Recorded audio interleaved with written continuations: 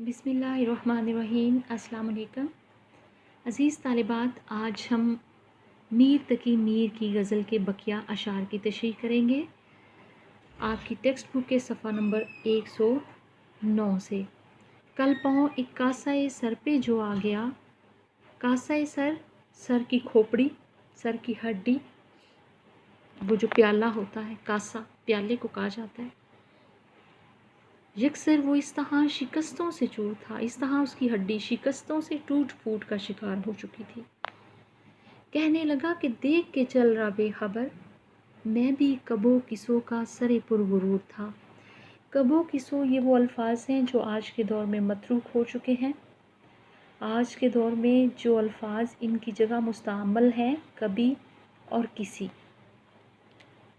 अज़ीज़ तालिबात, इंसान अपनी ज़िंदगी पर गौर व फिक्र करे तो पता चलता है कि तमाम तर दावों के बावजूद, तमाम तर साइंसी इजादात और तरक्की के बावजूद हम कुछ भी नहीं हैं। इक़्तिदार, हुकूमत हमें फ़िरौनियत और नमरूदियत तक तो ले आता है और हम बहुत बुलंदो बाला ख़यालात को अपने दिल में जगह देने लग जाते हैं। मगर हकीकत क्या है? हकीकत ये है कि हमारी ज़िंदगी फ़ानी है, नापायदार है, चंद रोज़ा है। इसको गुजार के एक दिन हमने अपने अंजाम को पहुंचना है और फिर हमारा ये जिस्म कीड़े मकोड़ों की खुराक बनेगा और लोगों की ठोकरों का शिकार होगा। इस किताब में मीर तकी मीर ज़िंदगी की इसी हकीकत की तरफ हमारी रहनुमाई करते हैं। वो कहते हैं कि ऐसे ही मैं सरेरा जा रहा था कि मेरा पाँव एक इंसानी खोपड़ी पर आन पड़ा। उस खोपड़ी की बोसीदगी का ये हाल था कि मेरे पाँव के नीचे आते ही वो खोपड़ी या वो हड्डी चूर चूर हो गई और उसमें से एक आवाज़ निकली जो बहुत इबरतनाक थी। और कहते हैं कि उस आवाज़ ने मुझे ये सबक सिखा दिया कि हम लोग अपने अंजाम से, अपनी आक़िबत से बेखबर हैं, बेपरवाह हैं। हमें आंखें खोल कर चलना चाहिए। उस खोपड़ी से आवाज़ आई कि मुझे देख, मैं भी कभी किसी मुतकब्बर और पुरगुरूर इंसान का सर था। इस शेर में एक बहुत हकीमाना नुक्ता है कि बड़ाई, अज़मत, गुरूर, तकब्बुर, ये सारी चीज़ें इंसान के सर में ये पैदा होती हैं और यही सर बिला आखिर लोगों की ठोकरों का निशाना बनता है। जब ये दुनिया आर्जी है, इस दुनिया के अंदर उहदे इक़्तिदार आर्जी हैं। आज किसी एक के पास दौलत है, इक़्तिदार है, मनसब है, हुकूमत है। अगले कुछ सालों बाद वो दौलत, वो इख्तियार उसे छीन लिया जाता है, किसी और के पास होता है। तो ये तो अल्लाह ताला की एक आजमाइश है, इम्तहान की जगह है। तो यहाँ पे हमें अपनी ज़िंदगी के मकसद को पेश नज़र रखना चाहिए, बजाय इसके कि हम उस इक़्तिदार को, उस मनसब को हासिल करने के बाद गुरूर और तकब्बुर का शिकार हो जाएं।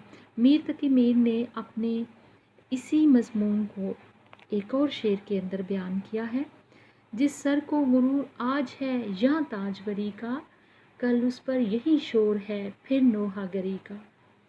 कि वो भी जुलूस होगा। आज किसी शख्स की शानो सुतूत में जो जलसे जुलूस निकलते हैं, जो प्रोटोकॉल मिलता है, कल को भी प्रोटोकॉल होगा। लेकिन इन दोनों प्रोटोकॉल्स में जो फ़र्क है वो ये है कि आज खुशी का प्रोटोकॉल है और कल क्या होगा, नोहागरी होगी इस पे। ए हुब्बे जा वालो जो आज ताजवर है, कल उसको देखियो तुम, न ताज है न सर है। हर चीज़ ने ज़वाल पज़ीर होना है, हर चीज़ ने ख़त्म होना है। अगर इंसान इस हकीकत को पा ले तो यकीन माने कि वो ज़िंदगी में कभी गुरूर जैसे गुनाह का मुर्तकिब ना ठहरे। था वो तो रश्के हूर बहश्ती हमी में मीर, समझे ना हम तो फ़हम का अपनी कसूर था। फ़हम कहते हैं सूझबूझ, समझ। ये गज़ल का मक्ता है और मक्ता में मीर तकी मीर एक ऐलान करते हुए नज़र आ रहे हैं। वो कहते हैं कि खुदा की तलाश में कहीं जाने की ज़रूरत नहीं, خدا تو انسان کے دل میں بستا ہے. اگر دیکھا جائے تو وہ جو ہم نے کل غزل کے اشعار پڑھے ہیں، اس میں حسن مطلع جو تھا، پہنچا جو آپ کو تو میں پہنچا خدا کے تئیں، وہی بات شاعر یہاں پہ دوبارہ کر رہے ہیں، اور وہ کہتے ہیں کہ اللہ انسان کے دل میں بستا ہے. وہ کسی مخصوص جگہ پہ محدود نہیں ہے، پابند نہیں ہے، وہ دل کے اندر ہے. اگر ہم اسے نہ پا سکیں یا اس بات کی ہمیں سمجھ نہ آ سکے تو یہ ہماری عقل، فہم اور سمجھ کا قصور ہے. میں مولانا ظفر علی خان کا وہ شعر ہے، میں اس کو ڈھونڈنے کعبہ و بت خانے میں کیوں جاؤں، میرے ٹوٹے ہوئے دل کے اندر ہی ہے مقام اس کا. اللہ تعالیٰ کو تلاش کرنے کے لیے دیدہ و دل گواہ ہونا ضروری ہے.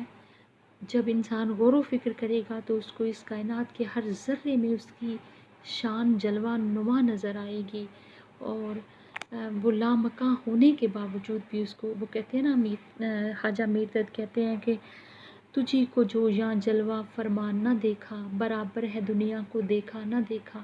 ایک صوفی جب اس دنیا میں اپنی آنکھ کھولتا ہے تو رب کی تلاش میں مصروف ہو جاتا ہے. اور ایک صوفی کا یہ کہنا ہے کہ اگر اس نے اس دنیا میں اپنے رب کو، اپنے مالک کو تلاش نہیں کیا، اس کو پایا نہیں، اس کی جستجو میں ناکام ہو گیا، تو اس نے زندگی میں کچھ بھی حاصل نہیں کیا. اور اللہ تعالیٰ کو پانے کے لیے، اس کو حاصل کرنے کے لیے، اس کی ذات کا ادراک حاصل کرنے کے لیے انسان کو اپنے دل کے اندر معرفت کے نور سے دل کی دنیا کو روشن کرنا ہوگا، پھر وہ نظر آئے گا. کیونکہ اگر آپ ڈھونڈیں گے کہ خدا کا کوئی ایک مکان ہے، کوئی گھر ہے، تو ایسا نہیں ہے، وہ ہر جگہ موجود ہے. صرف ضرورت اس امر کی ہے کہ ظاہری آنکھ کے ساتھ ساتھ باطنی آنکھ کو بھی کھولا جائے، دل کی آنکھ کو بھی کھولا جائے، تو ہم اپنے پیدا کرنے والے کو پا سکتے ہیں، معرفت الہی حاصل کر سکتے ہیں.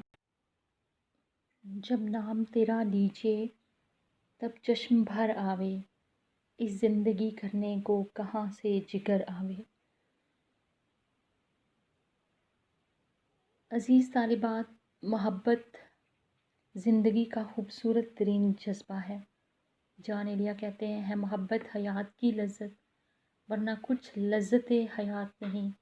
کیا اجازت ہے بات کہوں وہ، مگر ہے کوئی بات نہیں. محبت ایک پاکیزہ اور فطری جذبہ ہوتا ہے. اگر تو محبوب کی طرف سے بھی تعاون کی فضا میسر ہے تو یہ جذبہ نارمل انداز میں پروان چڑھتا ہے. یک طرفہ محبت زندگی کو جہنم بنا دیتی ہے، اور دو طرفہ محبت زندگی کو جنت بنا دیتی ہے. جب محبت کا جذبہ دونوں طرف ہوتا ہے تو پھر محبت کرنے والوں کو کسی سے کوئی گلہ، شکوہ یا شکایت نہیں ہوتی. معاملات تب خراب ہوتے ہیں جب جذبے کے نکاس میں کچھ رکاوٹیں ہوں. میر تقی میر محبت کے تجربے سے گزرے، اگرچہ ان کا یہ تجربہ بڑا تکلیف دے رہا، لیکن ان کی پوری زندگی میں رونا، سبحانا، تڑپنا، احساس محرومی، یہ چیزیں ان کی شاعری کے اندر بھی آ گئیں. زندگی میں انہوں نے جو چیزیں محسوس کی، یعنی زندگی نے اگر انہیں غم دیے، تکالیف دی، مصائب دیے، تو انہوں نے انہی چیزوں کو شعروں کی لڑیوں میں پرو ڈالا. کیونکہ مسلسل ناکامیاں انسان کو اندر سے ہلا دیتی ہیں، خاص طور پہ جذباتی سطح پر ناکامیاں، اور اس کے اندر کی دنیا شکست و ریت کا شکار ہو جاتی ہے. میر بھی یہی بات کر رہے ہیں. وہ کہتے ہیں، میرے محبوب میں جب بھی تیرا نام لیتا ہوں تو احساس محرومی کی وجہ سے میری آنکھوں سے آنسوؤں کے چشمے ابلنے لگتے ہیں. اور میر کے اشکوں کا اور آنسوؤں کا یہ عالم ہے کہ وہ کہتے ہیں، اشک آنکھوں میں کب نہیں آتا، لہو آتا ہے جب نہیں آتا. اس سے ہی محبوب کے، میر کے جو شدت غم ہے اس کا احساس ہوتا ہے ہمیں. اس شعر میں بھی وہ یہی بات کر رہے ہیں کہ ان حالات میں زندگی گزارنا کیسے ممکن ہے کہ محبوب پاس نہ ہو اور محبوب کی یادیں ہوں. यादें ज़िंदगी का कीमती सरमाया भी होता है, लेकिन यादें इंसान को तकलीफ़ भी देती हैं। तो वो कहते हैं कि मैं ऐसा जिगर कहाँ से लाऊँ? ख़ास तौर पे वो यादें जिनमें एहसास-ए महरूमी पनपता है। वो यादें जब आरज़ुएँ पूरी नहीं होती और हसरतों का रूप धार लेती हैं, वो हसरतें इंसान के जिस्म में नासूर बन जाती हैं। ऐसा ज़ख्म जो रिश्ता रहता है, मुंदमिल नहीं होता। तो वो शदीद महरूमी के आलम में कहते हैं कि मैं नॉर्मल किस तरह ज़िंदगी गुजार सकता हूँ। ऐसा करने के लिए मैं कहाँ से वो जिगर लाऊँ?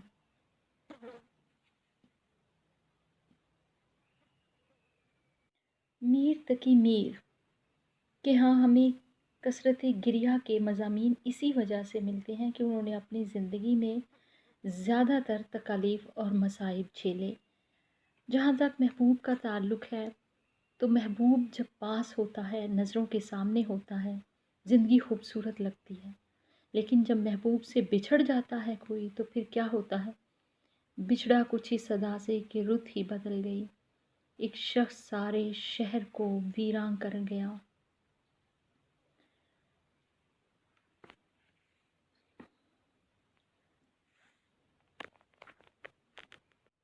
बिछड़ना और बिछड़ के फिर मिलना, ये तो एक इतना तकलीफ़ देह नहीं होता कि मिलने की आस होती है, उम्मीद होती है, लेकिन हमेशा के लिए बिछड़ जाना, ना मिलने के लिए बिछड़ जाना, ये चीज़ इंसान को रंजूर बना देती है। तुझसे बिछड़ कर न देखा गया किसी का मिलाप, उड़ा दिए हैं परिंदे शजर पे बैठे हुए। सन्ना है सब हार, अज़ां जुमला हूँ मैं भी। सन्ना कारीगर, हार ज़लील, अज़ां जुमला यानी इनमें मेरा भी शुमार है ऐब बड़ा उसमें जिसे कुछ हुनर आवे। शायरी खुदादाद सलाहियत है, ये मामूली सलाहियत नहीं बल्कि गैर मामूली सलाहियत है। इंसान जो कुछ सोचता है, जो महसूस करता है, अपने जज्बात और एहसासात को लफ्ज़ों की मुरस्सा साज़ी में बयान करना या उनको एक लड़ी में यूं परोना कि जैसे खूबसूरत मोतियों को एक करीने और सलीके से एक धागे में बांधा जाता है या परोया जाता है, ये कोई मामूली बात नहीं है। लफ्ज़ों की मुरस्सा साज़ी गैर मामूली सलाहियत के मालिक लोगों का तुर्राए इम्तियाज़ है। हम देखते हैं कि शायरी दो तरह की होती है, आमद की शायरी और आवुर्द की शायरी।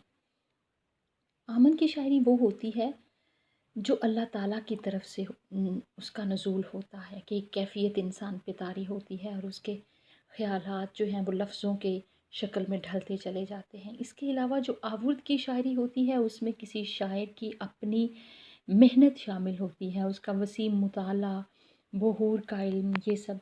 इकबाल की शायरी आमद की शायरी की बेहतरीन मिसाल है। आज के दौर में देखा जाए तो बहुत सारे नाक़दीन अदब का कहना है कि इकबाल के अशार इल्म उरूज़ के औज़ान और पैमानों पर पूरे नहीं उतरते, लेकिन उनका हर शेर अपने अंदर मौज़ूआती एतबार से एक नया जहान लिए हुए है। अपने ज़हन से सोचना, शायरी तो एक अलग चीज़ है, अपने ज़हन से सोचना, अपनी आँख से देखना, यानी आपका बाशऊर होना और अपने लिए कुछ बेहतर से बेहतरीन के लिए जुस्तजू करना, ये चीज़ भी दुनिया वालों को बर्दाश्त नहीं होती, क्योंकि हसद का जज्बा हर जगह पाया जाता है, चाहे शोरा हूँ या कोई भी डिपार्टमेंट हो। हर प्रोफेशन में जो हम असर लोग होते हैं वो रकीब ही होते हैं। तो आरिफ अब्दुल मतीन भी इसी मौजू को खूबसूरत अंदाज में बयान करते हैं, कहते हैं मुझसे खफा है मेरे ज़माने के दीदावर इस बिना पे आरिफ, मुझसे खफा है मेरे ज़माने के दीदावर इस बिना पे आरिफ, मैं आँख से अपनी देखता हूँ, मैं जहन से अपने सोचता हूँ। सिर्फ कवाफ़ी और रदीफ़ को इकट्ठा कर देना और मिसरों की शक्ल में ढाल देना ये शायरी नहीं है। उस्लूब के साथ साथ, टेक्निक्स के साथ साथ बहूर और ओज़ान के साथ साथ शेर के अंदर कोई मुनफरिद पहलू, उछूता मौजू, यानी मज़मून भी ऐसा होना चाहिए कि जिसको पढ़ने के बाद कारी को एहसास हो कि वाकई ये मज़मून यूँ बयान किया जाना चाहिए।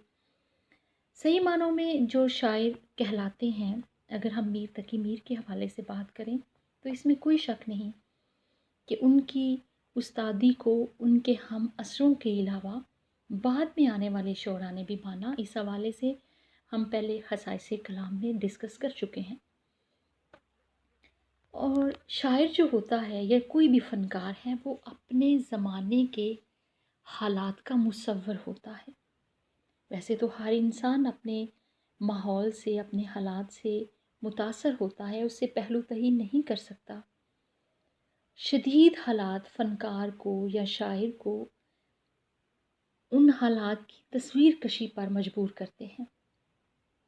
और हकीकत यही है कि किसी भी ज़माने के फ़नकारों के इज़हार फ़न के लिए उस दौर के हालात पर बड़ी हद तक रोशनी पड़ती है। फ़साहत व बलागत से उन हालात को बयान करना, अल्फाज की मदद से उस अहद की तस्वीर खींचना, ये कोई छोटी बात नहीं है। अगर हम मीर तकी मीर की बात करें तो उनका जो दौर था वो पुरशोभ दौर था। उसमें ज़बोहाली थी, गैर मुल्की हमला आवरों की मुसलसल तख्तो ताराज और अंदरूनी हालात की अदम हम आहंगी, ये सारी चीज़ें जो है वो किसी भी मुआशरे के हमाजित निज़ामों को तबाह करने के लिए काफ़ी होती हैं। इन हालात में कोई हुनरमंद या कोई फ़नकार जो है वो 2 वक्त की रोटी के लिए ही कुछ कर ले तो यही बड़ी बात है। लेकिन मीर अपने ज़माने के उस दर्द को बयान करते हैं इस शेर के अंदर, और वो कहते हैं कि आज के अहद में तमाम फ़नकार, चाहे उनका ताल्लुक़ किसी भी शोबे से हो, ज़लीलो ख़ार फिरते हैं। क्योंकि फ़न के कदरदान या आप गालिबी को देख लें, जब तक जिए कोई उस तरह से उनको पजीराई हासिल नहीं हुई, और जैसे ही पजीराई का वक्त आया, दरबार से वाबस्ता हुए, तो उसके कुछ ही अरसा बाद, बल्कि कुछ महीनों बाद सियासी हालात ख़राब हो गए। आज बेशक इतना अरसा गुज़रने के बाद भी गालिब है, लेकिन वो जब तक जिए तब तक उनको उस तरह से कदरदान नहीं मिले, क्योंकि फ़न की कदर कोई नहीं करता। और मीर तकी मीर भी अपने शेर में कहते हैं कि जो हुनरमंद होते हैं वो ज़लीलो ख़ार होते हैं, क्योंकि उनकी सबसे बड़ी खामी और सबसे बड़ा नक्स क्या है, उनका वो हुनर। गालिब जो हैं वो इस बारे में क्या लिखते हैं, हमारे शेर हैं अब सिर्फ दिल लगी के सद, खुला के फ़ायदा अर्ज़े हुनर में खाक नहीं।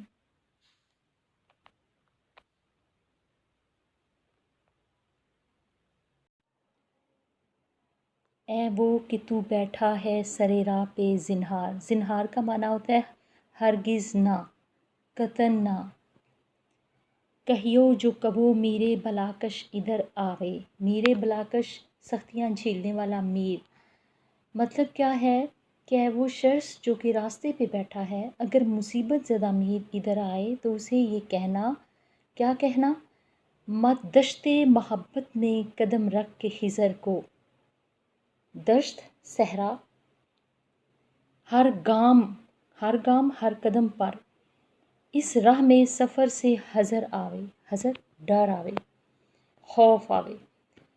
तो वो कहते हैं कि उसे कहना कि मोहब्बत के सहरा में कदम ना रखे, है वो शख्स कि जो रास्ते पे बैठा है, अगर मुसीबत ज़दा मीर इधर आए तो उसे कहना कि मोहब्बत के सहरा में कदम ना रखे।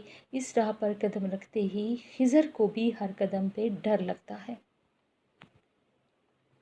वही बातें हैं जो पहले हम ज़ेरे बहस ला चुके हैं कि मीर तकी मीर इश्क के ज़ख्म खाए हुए थे और उनका ये तजर्बा बड़ा तल्ख़ और कड़ा साबित हुआ, इसलिए वो दूसरों को भी इस तजर्बे से बाज रहने का मशवरा देते हैं। وہ کہتے ہیں کہ جو تکالیف اور مشکلات انہوں نے برداشت کی ہیں کوئی دوسرا ان کو برداشت نہ کرے، کیونکہ جسے عشق کا تیر کاری لگے اسے زندگی کیوں نہ بھاری لگے۔ مریض عشق پہ رحمت خدا کی، مرض بڑھتا گیا جوں جوں دوا کی۔ یہ مرض بھی ایسا ہے کہ جتنا اس سے انسان چھٹکارا حاصل کرنے کی کوشش کرے، اس کا علاج کرے، یہ اتنا ہی بڑھتا جاتا ہے۔ میر تقی میر نے محبت کا دکھ سہا، اس کے علاوہ غم روزگار تھا، اپنوں کی بے نیازیاں، ناروا سلوک، سوتیلوں کا برا رویہ، یہ ساری چیزیں انہیں یوں بنا دیتی ہیں کہ ان کو کہنا پڑتا ہے مجھ کو شاعر نہ کہو میر کے صاحب میں نے تو درد و غم کتنے کیے جمع تو دیوان کیا، بلکہ ہم یوں کہہ سکتے ہیں کہ مایوسیاں سمیٹ کر سارے جہاں کی، جب کچھ نہ بن سکا تو میرا دل بنا دیا۔ یعنی میر تقی میر کے ہاں ہمیں غموں کی شدت کی وجہ سے یاسیت نظر آتی ہے کہ کہنا پڑتا ہے بے دلی اداسی آشفتہ حالی میں کمی کب تھی، ہماری زندگی یارو ہماری زندگی کب تھی۔ محبت کا جو زخم ہوتا ہے یا جو بیمار عشق ہوتا ہے اس کے لیے تو بس موت ہی ہے کہ آئے اور اس کو اس درد سے نجات دے، ورنہ جیتے جی تو اس مرض میں مبتلا رہ کے ہی وہ اپنی زندگی گزارے گا۔ تو میر اپنے ان تجربات کی روشنی میں عشق کی شدت اور اس کے اثرات کا جو اندازہ ہے وہ لگانے کے بعد دوسروں کو مشورہ دے رہے ہیں اور کہہ رہے ہیں کہ کوئی بھی عشق کی راہ اختیار نہ کرے، کیونکہ یہ راہ اتنی دشوار گزار ہے، اتنی تکلیف دہ ہے کہ حضرت خضر اس میں ایک طرح سے تلمیح بھی ہے۔ حضرت خضر جنہوں نے آب حیات پیا اور جو بھولے بھٹکوں کو راستہ دکھانے والے ہیں، وہ کہتے ہیں یہاں پہ وہ بھی ہیزیٹیٹ ہوتے ہیں، وہ بھی ہچکچاتے ہیں، ان کو بھی خوف آتا ہے، ڈر لگتا ہے، کس سے؟ محبت کے صحرا میں قدم رکھنے سے۔ کیونکہ جب انسان عشق کی وادی میں قدم رکھتا ہے، عشق مجازی ہو یا حقیقی، دونوں صورتوں میں سختیاں آزمائشیں اس کا مقدر بنتی ہیں۔ عشق وہ کھیل نہیں جسے بچے کھیلیں، جان نکل جاتی ہے صدمات سہتے سہتے، یہ عشق نہیں آسان بس اتنا سمجھ لیجئے، ایک آگ کا دریا ہے اور ڈوب کے جانا ہے۔ لیکن مسئلہ یہ ہے کہ عشق پر زور بھی نہیں ہوتا، کچھ لوگ تا حیات عشق کے جذبے سے محروم رہتے ہیں، کچھ زندگی کے اوائل میں ہی اس جذبے سے سرشار ہو جاتے ہیں، کیونکہ اس کے لیے کوئی زندگی کا حصہ مقرر نہیں ہے، یہ عمر کے کسی حصے میں بھی انسان کو لاحق یہ مرض ہو سکتا ہے۔ عشق پر زور نہیں ہے یہ وہ آتش غالب کہ لگائے نہ لگے اور بجھائے نہ بنے، لیکن اگر اس کو مثبت انداز میں لیا جائے، عشق چاہے کسی انسان سے ہو، کسی مقصد سے ہو یا رب ذوالجلال سے ہو، تو وہ انسان کو جینے کا کرینہ بھی سکھا دیتا ہے۔ عشق سے طبیعت نے زیست کا مزہ پایا، درد کی دوا پائی درد لا دوا پایا۔ ضرورت اس امر کی ہے کہ انسان کوئی بھی جذبہ ہو اس کو مثبت انداز سے لے اور مثبت سوچ کے ساتھ اپنی زندگی میں نکھار پیدا کرے، بجائے اس کے کہ ایک ایسے شخص سے محبت کرے اور اس کے لیے ساری عمر اپنے آپ پہ ظلم کرتا رہے، اپنی جان کو کھولتا رہے، خود کو اذیت میں مبتلا کر دے۔ جو شخص بے نیاز ہے، بے پرواہ ہے، بلکہ اس سے سیکھنا چاہیے کہ محبت کیا ہے۔ محبت وہ خوبصورت جذبہ ہے کہ جو انسان کی زندگی میں نکھار پیدا کر دیتا ہے۔ محبت انسان کو قربانی سکھاتی ہے۔ حضرت ابراہیم علیہ السلام کو دیکھیں، حضرت امام حسین کو دیکھیں کہ قربانی کی بہت بڑی مثالیں انہوں نے قائم کی۔ تو اس طرح سے محبت یہ نہیں ہے کہ انسان کسی کو پا لے تو وہی محبت ہے، بلکہ یہ بازی تو ایسی ہے کہ گر بازی عشق کی بازی ہے، جو چاہو لگا دو ڈر کیسا، جیت گئے تو کیا کہنے، ہارے بھی تو بازی مات نہیں۔ اس میں ہار جیت کا کوئی تصور نہیں۔ محبت میں اگر آپ محبوب کو پا لیتے ہیں تو ٹھیک ہے، یہ آپ کی جیت ہے، کامیابی ہے، لیکن آپ اگر محبت میں ہار جاتے ہیں تو یہ محبت کی معراج ہے۔ لیکن ہر انسان محبت کے جذبے کی نہ تاب لا سکتا ہے، نہ اس کو سمجھ سکتا ہے، اور نہ ہی ہر انسان کے بس کا روگ ہے کہ وہ محبت کے جذبے سے سرشار ہو، کیونکہ یہ معصوم لوگ ہوتے ہیں، اور یہ اللہ تعالیٰ کی طرف سے، وہ کہتے ہیں نا زمین اور آسمان میں اگر کوئی جذبہ مشترک ہے تو وہ محبت ہے، تو یہ اللہ کی دین ہے، وہ جسے دے، جسے چاہے محروم رکھے۔